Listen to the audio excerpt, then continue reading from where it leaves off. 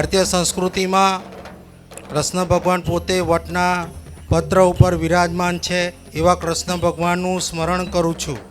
એ રીતે આ વૃક્ષોની પરંપરા ભારતીય સંસ્કૃતિ સાથે જોડેલી છે.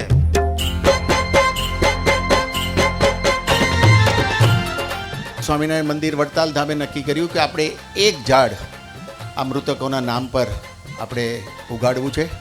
અલ્ટિમેટલી ગોલ આપણો એટલો છે કે અત્યારે જે વડતાલ આપણે ધારો કે ગૂગલ મેપમાંથી જોઈએ ને તો એના કરતાં વધારે જંગલવાળું અને વધારે હરિયાળું 5 વર્ષમાં દેખાય. એટલા માટેના જેટલા વૃક્ષો પર્સનલ પણ જેને જોઈએ એ રોટરી ક્લબવાળા ભાઈ મને અથવા સંત સ્વામીને કે મંડળમાં વડતાલમાં જેનો પણ કોન્ટેક્ટ કરશે અને આપણે વૃક્ષો ફ્રી ઓફ કોસ્ટ આપવાના.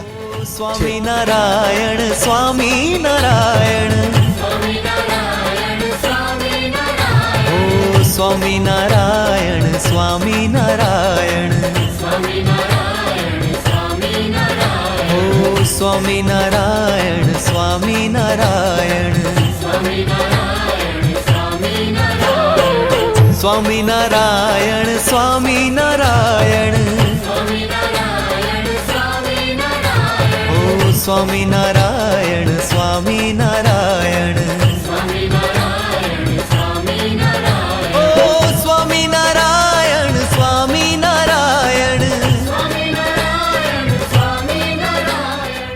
આનો વિચાર સૌને અને સાથે પૂજ્ય દેવસ્વામી અને સંત સ્વામીજીને એટલા માટે આવ્યો કે પ્લેન દુર્ઘટના થઈ એમાં 240 ઉપરાંત લોકોનું મૃત્યુ થયું. એટલે એની શ્રદ્ધાંજલિ સભાનો વિચાર આવ્યો કે એના માટે આપણે કંઈક શ્રદ્ધાસુમન અર્પણ કરીએ. પછી સંત સ્વામીને એવો વિચાર આવ્યો કે આપણે એમના નિમિત્તે એક વૃક્ષ વાવીએ, એનાથી મોટી શું શ્રદ્ધાંજલિ હોઈ શકે.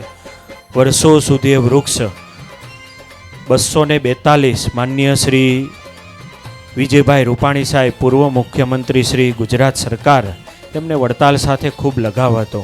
વડતાલ સાથે એમનું ખૂબ જોડાણ હતું અને વડતાલ મંદિરે અવારનવાર તેઓ આવતા હતા. એટલા માટે એમના નામનો અને સાથે 240 ઉપરાંત જે મૃતકો છે એ સર્વના નામનું એક વૃક્ષ આ રોડ પર વવાય. અને એમાં પણ સંતોનો સંકલ્પ એવો છે કે ઉત્તરસંડા ચોકડીથી લઈ અને જોડ રોડ સુધી રોડની બંને બાજુ વૃક્ષની ઘટાઓ સરસ મજાની આવતા 1, 2 ને 3 વર્ષ સુધીમાં થઈ જાય એવો એક પ્રયત્ન છે. જે પ્લેન અકસ્માતની અંદર વિજયભાઈ રૂપાણી સાહેબ, આપણા માજી મુખ્યમંત્રી શ્રી અને સાથે જે બીજા મૃતકો છે એ તમામને આ શ્રદ્ધાંજલિ આપવાનો કાર્યક્રમ છે. આજના સમયમાં આ મધ્ય ગુજરાતમાં થોડા વૃક્ષોના જે આચ્છાદન છે થોડા ઓછા થઈ ગયા છે.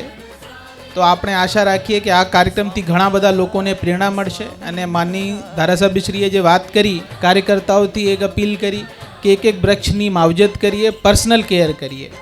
તો આપણે આશા રાખીએ સમગ્ર ખેડા જિલ્લામાં એનો અસર થશે અને બધી જગ્યા એ વૃક્ષારોપણના કાર્યક્રમ તો થશે જ, વૃક્ષોની માવજતમાં પણ આપણે બધા રસ લઈશું.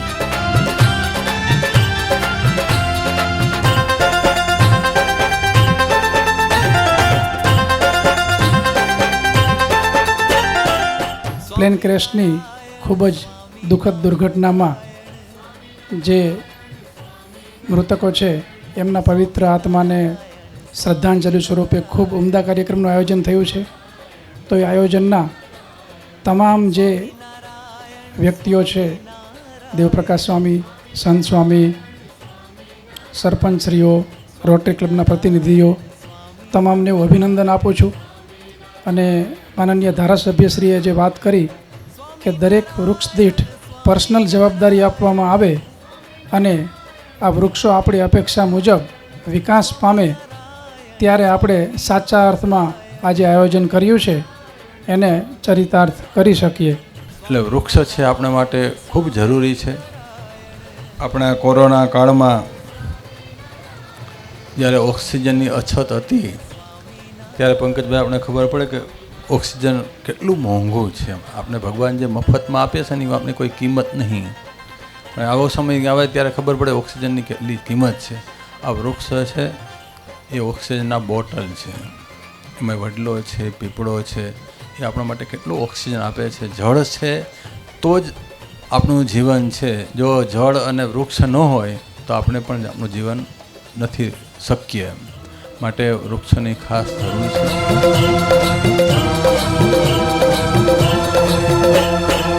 સ્વામિનારાયણ સ્વામિનારાયણ સ્વામિનારાયણ સ્વામિનારાયણ સ્વામિનારાયણ સ્વામિનારાયણ સ્વામિનારાયણ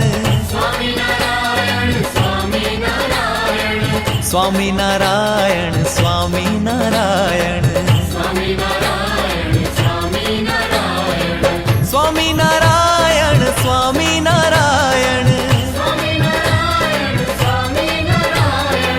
સ્વામિનારાયણ સ્વામિનારાયણ